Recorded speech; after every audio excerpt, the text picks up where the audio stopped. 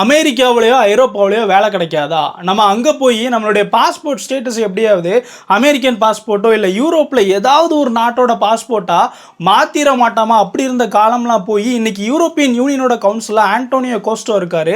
அவருடைய அப்பா கோவாவை சார்ந்தவர், அவருடைய அம்மா யூரோப்பில் இருக்கிறவங்க. ஆனால் அவருடைய பாஸ்போர்ட் ஸ்டேட்டஸை அவர் இந்தியனாகவே வச்சிருக்காரு.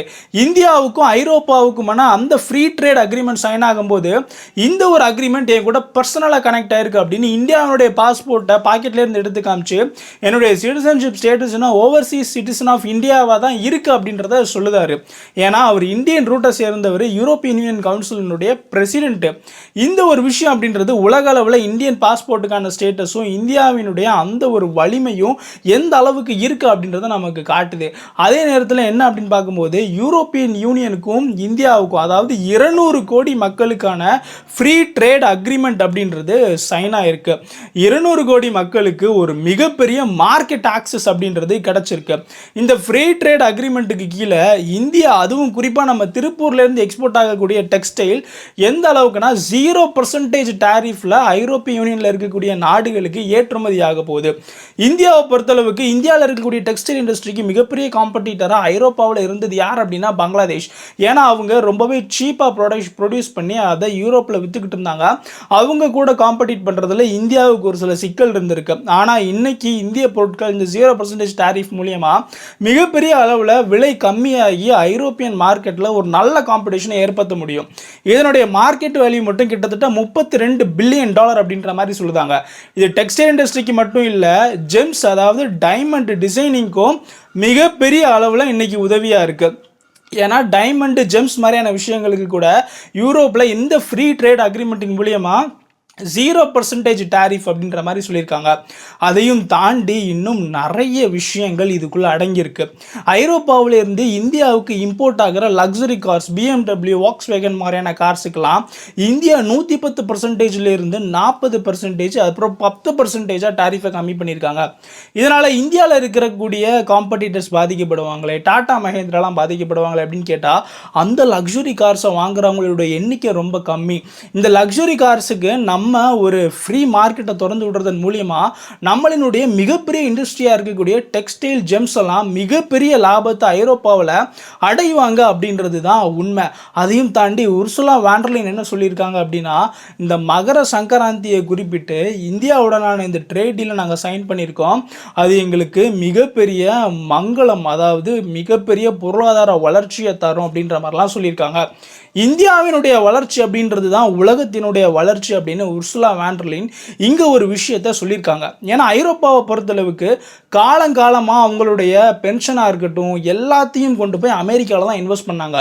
ஆனால் இன்றைக்கி அமெரிக்கா ஐரோப்பிய யூனியனுடைய கால வாரக்கூடிய ஒரு நாடாக இருக்குது. அவங்களுக்கு இன்னொரு டெமோக்ராட்டிக் கண்ட்ரி, மிகப்பெரிய மார்க்கெட்டு, வளர்ந்து வர பொருளாதாரம், நிறைய இளைஞர்களை கொண்ட நாடு வேணும், அங்கே இன்வெஸ்ட் பண்ணணும் அப்படின்னா அவங்களுடைய ஒரே சாய்ஸ் இன்னைக்கு உலகத்தில் இந்தியா மட்டும்தான்.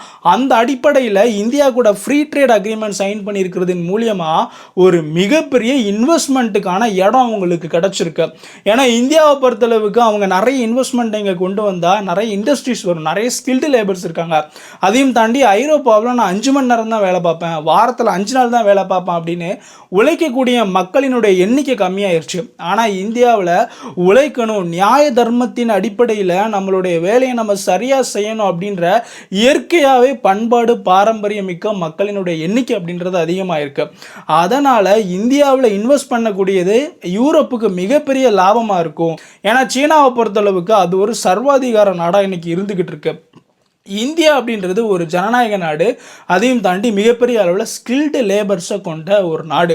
இந்த 2 காரணமும் தான் யூரோப்பியன் இன்வெஸ்ட்மெண்ட்டை இந்த ஃப்ரீ ட்ரேட் அக்ரிமெண்ட்டின் மூலிமா இந்தியாவுக்குள்ளே மிகப்பெரிய அளவில் கொண்டு போகுது. இந்த ட்ரேடையும் தாண்டி முக்கியமான விஷயம் என்ன அப்படின்னா டிஃபென்ஸ் பார்ட்னர்ஷிப் அப்படின்றது தான். இந்தியாவுக்கும் ஐரோப்பாவுக்குமான டிஃபென்ஸ் பார்ட்னர்ஷிப் சைன் ஆயிருக்கு. அதையும் தாண்டி ரிப்பப்ளிக் டே அன்னைக்கு யூரோப்பியன் கண்டெய்ன்மெண்ட்டில் இருக்கக்கூடியவங்க இந்தியாவினுடைய அந்த ரிப்பப்ளிக் டே பரேடில் கலந்துக்கிட்டு தாங்க. இது வரலாற்றில் முதல் முறை. அதையும் தாண்டி இந்தியாவை பொறுத்தளவுக்கு யூரோப்பியர்கள் ஆண்ட ஒரு நாடு அப்படின்ற மனநிலை மாறி இன்னைக்கு இந்தியாவுடைய பொருளாதாரம் வளருது, ஐரோப்பாவினுடைய பொருளாதாரம் கொஞ்சம் கொஞ்சமாக சரிஞ்சுக்கிட்டு இருக்கு. இதை ஈடுகட்டுறதுக்கு அவங்க 300 வருஷத்துக்கு முன்னாடி இந்தியாவை எப்படி நம்பி வந்தாங்களோ அதே மாதிரி நம்பி வராங்க. ஆனால் இன்னைக்கு இந்தியா ஒருங்கிணைந்த வலுவான, எத்தனை சதிகளை பண்ணாலும் பிரிக்க முடியாத கம்யூனிட்டியை கொண்ட ஒரு நாடாக இருந்துக்கிட்டு இருக்கு. அதனால அவங்களுடைய பிரித்தாளர் சூழ்ச்சிலாம் இப்போ இந்தியாவில் எடுபடாது அப்படின்னாலுமே அவங்க மீண்டும் இந்தியாவினுடைய உதவியை தான் நாடுதாங்க பொருளாதாரத்தில் முன்னேறணும் அப்படின்ற வரலாறு திரும்பி இருக்கிறது என்னுடைய அடிப்படை தான் இந்த ஃப்ரீ ட்ரேட் அக்ரிமெண்ட் அப்படின்னு வல்லுநர்களால் விமர்சிக்கப்படுது. அதையும் தாண்டி நம்ம சொல்ல போனோம் அப்படின்னா டொனால்ட் ட்ரம்ப் அவர் இன்னைக்கு ஐரோப்பாவுக்கு ஒரு மிகப்பெரிய தலைவலியாக மாறி இருக்காரு. அவங்க டிஃபென்ஸில் ஆரம்பித்து இன்வெஸ்ட்மெண்ட்டில் ஆரம்பித்து பல விஷயங்களுக்கு அமெரிக்காவை தான் நம்பிட்டு இருந்தாங்க, குறிப்பாக நேட்டோவை. இன்னைக்கு நேட்டோ யூரோப்பில் இருக்கக்கூடிய ஒரு நாட்டில் இருக்க பகுதியவே நான் கைப்பற்றுறோம் அப்படின்னு சொல்கிற அளவுக்கு மாறி இருக்கு. அப்படின்னா அவங்களுக்கு டிஃபென்ஸ் பார்ட்னர்ஷிப் இந்தியாவுடன் எந்த அளவுக்கு முக்கியம் அப்படின்றத குறிக்குது. அடுத்தடுத்த வருஷங்களில் இந்த ஃப்ரீ ட்ரேட் அக்ரிமெண்ட் நம்ம யூரோப் கூட போட்டிருக்கோம்ல, இதன் மூலியமாக இந்தியாவுடைய பொருளாதாரம் $5 ட்ரில்லியன் அளவுக்கு உயரும் அப்படின்ற மாதிரி சொல்லுதாங்க. ஏன்னா அந்த அளவுக்கான இந்தியாவுக்கு ஒரு மார்க்கெட் ஓப்பன் ஆயிருக்கு. யூரோப்ல இருந்து நிறைய இன்வெஸ்ட்மெண்ட்ஸும் இந்தியாவில் வரப்போகுது. இந்த இந்தியாவுக்கும் ஐரோப்பாவுக்குமான ஃப்ரீ ட்ரேட் அக்ரிமெண்ட்டை பற்றி உங்கள் கருத்துக்களை கமெண்ட்ல சொல்லுங்க. அதே நேரத்தில் இந்தியாவுக்கான ரிப்பப்ளிக் டே விஷ் அப்படின்றத பார்க்கணும். சைனா என்ன சொல்லியிருக்காங்க அப்படின்னா இந்தியாவை ஒரு போட்டியாளராக பார்க்காம ஒரு பார்ட்னராக பார்க்க ஆரம்பிச்சிருக்காங்க. அதன் விளைவாக இந்த ரிப்பப்ளிக் டே விஷுக்கு சைனாவினுடைய பிரசிடென்ட் ஷி ஜின்பிங் இந்தியாவுடைய பிரசிடென்ட் திரௌபதி முர்முக்கு என்ன ஒரு நோட் கொடுத்திருக்காரு அப்படின்னா எலிஃபண்ட் டிராகன் டேங்கோ அப்படின்ற மாதிரி சொல்லியிருக்காரு. எலிஃபண்ட்னா அவங்க இந்தியாவை குறிப்பிடும் போது எப்பவுமே எலிஃபண்ட் தான் குறிப்பிடுவாங்க, சைனாவை டிராகன் குறிப்பிடுவாங்க. டிராகனும் எலிஃபண்ட்டும் இந்த ஆசியா பிராந்தியத்தில் ஒருங்கிணைஞ்சு செயல்படணும் அப்படின்ற மனநிலைமைக்கு மாறி இருக்காங்க. ஏன்னா நிறைய சீனாவில் இருக்கக்கூடிய இன்வெஸ்ட்மெண்ட்ஸுமே எப்படியாவது இந்தியாவுக்குள்ளே வரணும் அப்படின்றதின் முயற்சியின் விளைவாக இன்னைக்கு சைனீஸ் கவர்மெண்ட் இந்தியாவுடனான பார்ட்னர்ஷிப் முக்கியத்துவத்தின் அடிப்படையில் இப்பேற்பட்ட ஒரு விஷயம் இந்தியாவுக்கு கொடுத்துருக்காங்க. டொனால்ட் ட்ரம்ப் அவருடைய நெருங்கின இந்தியாவுக்கான தூதர் செர்ஜியோ கோர் அவர் நம்ம ரிப்பப்ளிக் டே பரேட்லையும் கலந்துக்கிட்டாரு. அவர் என்ன சொல்லியிருக்காரு அப்படின்னா இந்தியாவும் அமெரிக்காவும் ஹிஸ்டாரிக் பாண்ட் இருக்கக்கூடிய ஒரு டெமோக்ரஸி, உலகத்தினுடைய பழமையான டெமோக்ரஸி, உலகத்திலேயே மிகப்பெரிய டெமோக்ரஸி அப்படின்னு இந்தியாவை சொல்லியிருக்காரு. அதே நேரத்தில் யூரோப்பிய யூனியன் ரிப்பப்ளிக் டேயும் தாண்டி அவங்களுடைய பிரசிடென்ட் இந்தியாவில் இருக்காங்க. அவங்களினுடைய ஃப்ரீ ட்ரேட் அக்ரிமெண்ட்டையும் இந்தியா கூட சைன் போட்டிருக்காங்க. இப்படி உலகம் முழுக்க 2ஆம் உலக போருக்கு அப்புறம் சுவிட்சர்லாந்துக்கு எப்படிப்பட்ட ஒரு அனுகூலமான சூழல் உலக அரசியலில் இருந்துச்சோ அதே மாதிரியான ஒரு சூழல் இன்னைக்கு இந்தியாவுக்கு உருவாக ஆரம்பிச்சிருக்கு. இந்தியாவை பொறுத்தளவுக்கு இது மிகப்பெரிய வளர்ச்சிக்கான ஒரு கதவாக இருக்குது. இந்தியாவுக்கும் ஐரோப்பாவுக்குமான ஃப்ரீ ட்ரேட் அக்ரிமெண்ட்டு இந்த ஒரு அக்ரிமெண்ட்டின் மூலயமா டொனால்ட் ட்ரம்ப் அவருடைய நெகோசியேஷன் பவரை இந்தியா கிட்ட இழந்திருக்காரு. ஏன்னா இந்தியாவுக்கு அமெரிக்காவை தாண்டி ஒரு மார்க்கெட் ஓப்பன் ஆகிருக்கு. இனிமே அவர் இந்தியா கூட அமெரிக்காவுக்கும் இந்தியாவுக்குமான ஃப்ரீ ட்ரேட் அக்ரிமெண்ட்டை குறித்து நெகோஷியேட் பண்ணும்போது அப்பர் ஹேண்டு காமிக்காமல் இருக்கணும். ஏன்னா ஐரோப்பாவே அப்பர் ஹேண்டு காமிக்காமல் தான் இந்த ஒரு அக்ரிமெண்ட்டை நம்ம கூட சைன் பண்ணியிருக்காங்க.